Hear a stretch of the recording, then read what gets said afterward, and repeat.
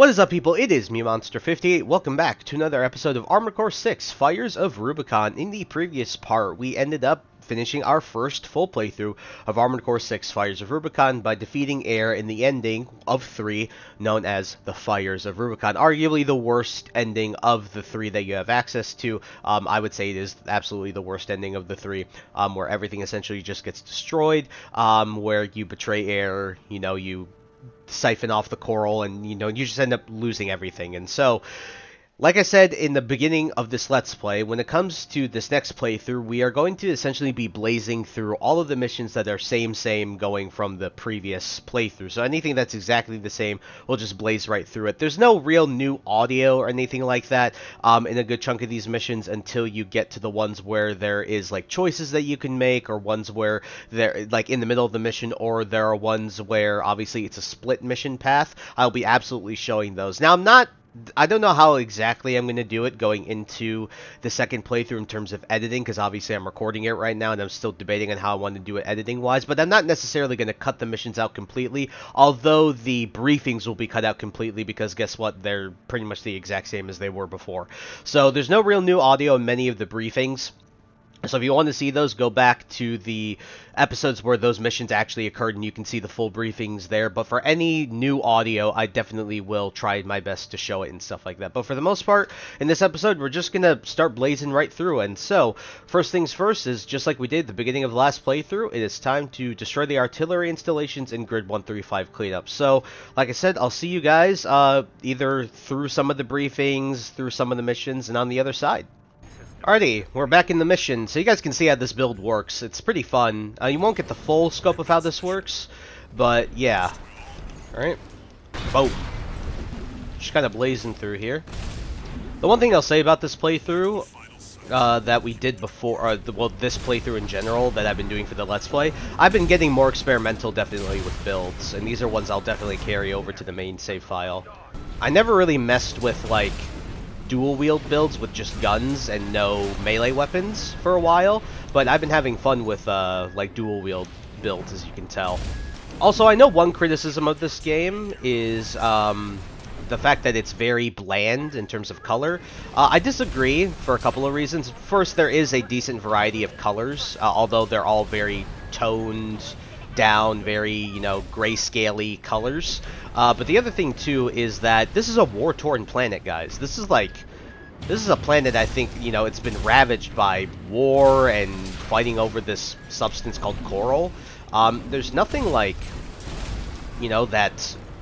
This world should be, gloomy, right? Should be barren. Alrighty, as simple as usual. It can take more than a few minutes to do that. Alright, now when we move on to Grid 135 cleanup, we're just going to bring the same AC. Now, the one audio I definitely won't be skipping is post-mission audio, or at least trying to make sure I don't skip some of it, because there could be some, I can't remember, it's been a minute.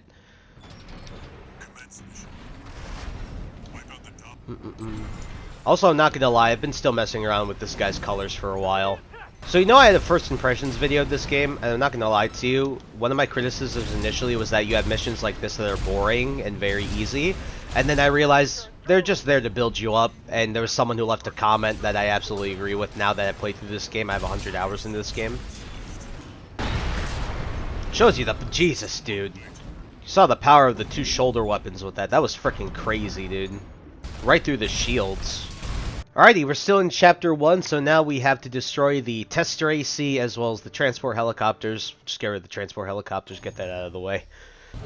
Just to show you guys the power of this build, and the shoulder weapons, we're going to get this guy low. We're going to stagger him, and then I'll show you how much damage these frickin' bazookas do. Watch this. Boom! Look at that! So much damage, and then he's dead. With the AI, you can get really in their face and, like, just blow them up with this. It's pretty freaking awesome.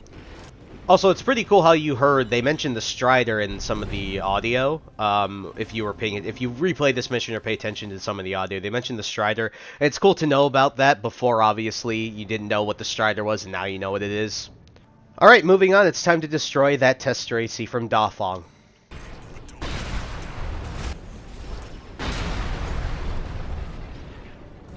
That was pretty simple. Alrighty, from there we have two more of the missions that we've done before, attacking the dam complex as well as destroying the weaponized mining ship. So let's go ahead and attack that dam complex. Alright, now this is a mission I might be showing in full right now, and I don't know if. We'll see.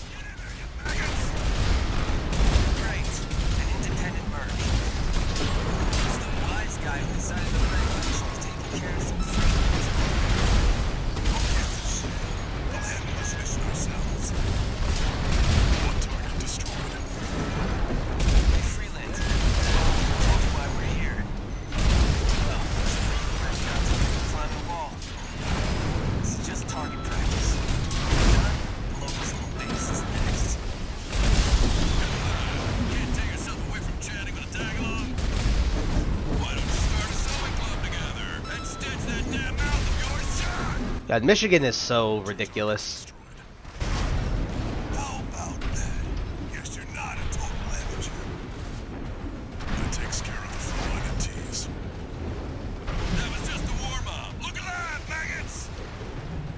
Wait, 621. I'm receiving a coded transmission. Raven, I represent the Rubicon Liberation Front. Our request is simple. We want you to take out the two red guns. Our compensation will be double Balaam's offer, awaiting your response. Interesting. Your call, 621. Your cooperation is appreciated, Raven. 621, we've received a friendly ID tag from the Liberation Front. Let's not waste their firepower.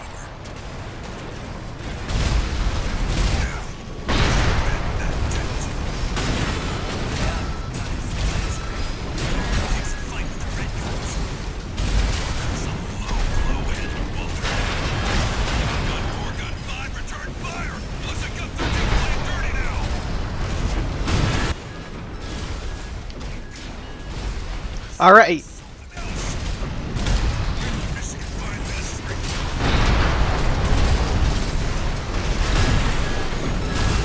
Alright, now we get to fight the red guns. I knew I was going to show this mission. I couldn't remember if it was the second playthrough or if it was the third playthrough where they give you the option to do this. Yes, now we have to take out Volta and Iguazu. By the way, Iguazu has the most, like, worst inferiority complex in this frickin' game. Now this is tough with both of them here. Oh god. This is not an easy fight, but you should be able to take out Volta without too much issue. Yeah, he's dead. Nice.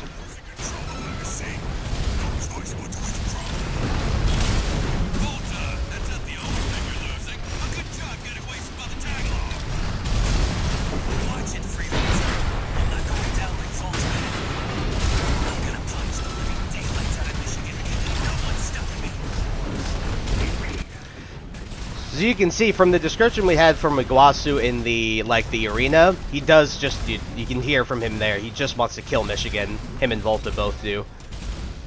Alright, once this guy gets low enough here. Oh, so close. I almost got him. Boom!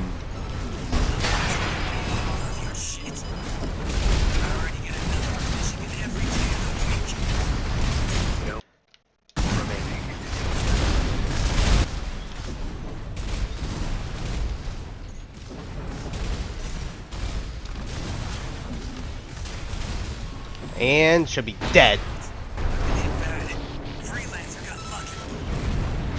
Confirmed. Gun 4 and Gun 5 eliminated. You can bill me for the AC repair fees, Michigan. You've ruined our little field trip, Walter. I'll be billing you for tuition fees, too. Alrighty. So there's our first split mid-mission decision that we have access to. And yes, so that is the other option, and you obviously get battle logs for beating both Iguazu as well as Volta there. So, first order of business. Pretty cool, huh? But yeah, it's cool how now we have this new thing where we're able to just get this mission in between, because obviously in the first playthrough you don't even get that option at all. you're forced to help Iguazu and Volta there. But now going forward, whenever you replay this mission, you will have the option to do either or, which is pretty cool. So, yeah. We got a new battle log, and we got, I think that, yeah, it's an FCA. Yeah, that's a targeting system. So, really, really cool.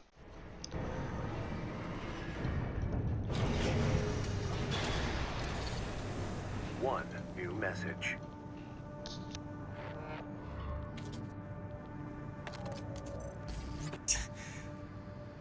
You got lucky, Merc. So, you got a nice punch in. Go buy a lottery ticket. The Red Guns are going to be first over the wall. Have fun watching from the sidelines. Alrighty, it looks like we got Iguazu riled up, and obviously some new audio. Yes, obviously he's now just pissed that we obviously beat the piss out of both him and Volta. But I'll say that fight is not easy. You want to try and take out Volta before Iguazu has the chance to go to you, because Iguazu's still occupied with all those MTs. But yes, as long as you're able to get Volta down and get most of his repair kits getting rid of, then you'll be able to take them on both okay. And I think getting rid of Volta first is the better thing to do. So, yeah, it was a pretty tough fight, but as you can see, I'm pretty experienced enough to be able to have done that fight many times, so not too bad, even though we did run low on repair kits at the end of the day. Still pretty cool. So, our next mission, obviously, I'll go show the, let's go show the targeting system. So, what does it, which one is, so, it's actually got good medium range. It's actually got a little bit of good everything in it. I'm not going to lie to you. Wow, it's actually really solid. But, next mission, destroy the weaponized mining ship. Alright, we're back at this mission again. That was close. This is still so visually stunning. It's awesome. Alright, we'll go for the one under here first.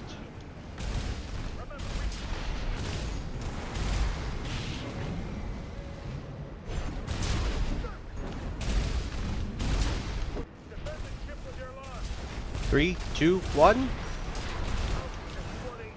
You know, it's crazy to me that the rebellion force of this game was able to create something so huge. Like, if you think about it, like, think about the ice worm and this thing. These things are massive. Like, they are, like, genuinely miles and miles long. They're huge. I think someone did the math on how long the ice worm actually is. I'll try and find it and put it on screen. It's really, really long. Like genuinely, it's a huge piece of machinery. Because you think that these ACs are as big as buildings, you get the idea of how big something like the Strider or the ice worm can be. Absolutely insane to me.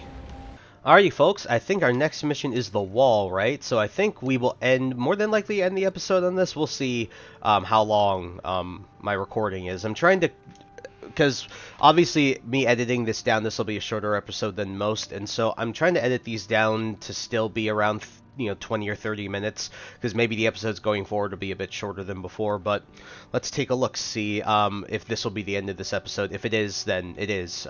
There's nothing, to my knowledge, that happens crazy in Wall Climber, but we can see how far we've come by being able to beat that thing, hopefully way faster than before. So, without further ado, folks, let's hop right into Operation Wall Climber. Alright, as we get into this, the one thing I'll show you guys, by the way, is I'll show you where Volta's corpse is for his AC, because that is a battle log that you want to grab for this. If you haven't grabbed it yet, I'll show you where it is. Alright, so if you go over this way, there should be a group of MTs surrounding a corpse. Over, I think, yeah. Right over here. And there's Volta's, right there. There is Volta's, corpse.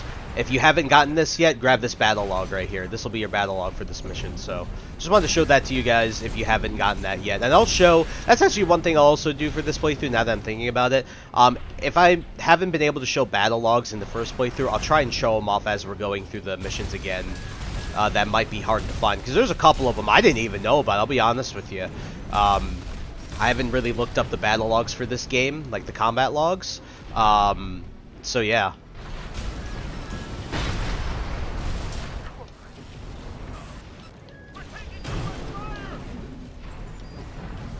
That totally did not hit him, but I'll take the kick.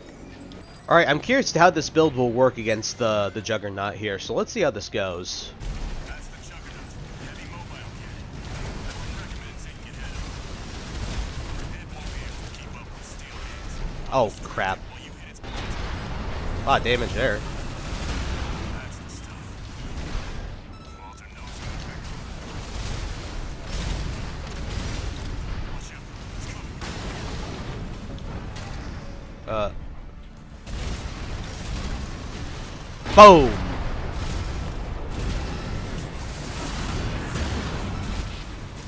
This is V4. Understood. Right. Just got an update from Snail. Command. We've got enemy reinforcements incoming. If I don't intercept them, we're both toast. It's leaving like this. You'll have to finish without me. He's gone. Decoy. I think one more shot from both of these will kill him. Yeah, there you go. Yeah, that was way easier. Yeah, this build actually shreds him.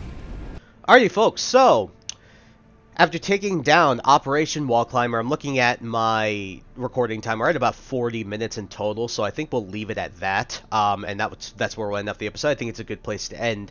And so for our second playthrough of Armored Core 6 Fires of Rubicon, next time we will be continuing and going through Chapter 1. But we've got a new mission that we didn't get access to in the first playthrough, and that is a mission called Prisoner Rescue in Southern Belius and Contaminated City. So we'll be doing Baus Arsenal number 2, because this is a mission that we already had access to. We'll be doing that first, and then we'll get right into Prisoner Rescue after that.